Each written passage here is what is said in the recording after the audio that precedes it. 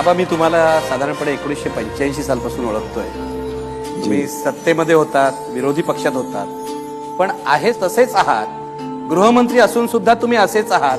काही फरक झालेला नाही. याचं रहस्य काय आहे? मी आहे तसाच राहिलो म्हणून तर इथं आहे.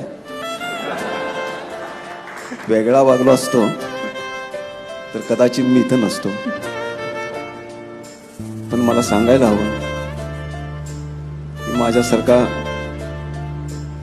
एका छोट्या खेड्यातला महाराष्ट्र शासनाच्या रोजगार हमी योजनेमध्ये काम करून आपलं LLB पर्यंत शिक्षण पूर्ण केलेलं, फार झालं तर पंचायत समितीपर्यंत मजल मारू शकणारा एक कार्यकर्ता, पण आदरणीय पवार साहेबांच्यामुळं, माझ्या पक्षामुळं मी प्रदीर्घ काळ महाराष्ट्राचा गृहमंत्री आहे, उपमुख्यमंत्री होतो, माझ्या पक्षाचा अध्यक्ष होतो.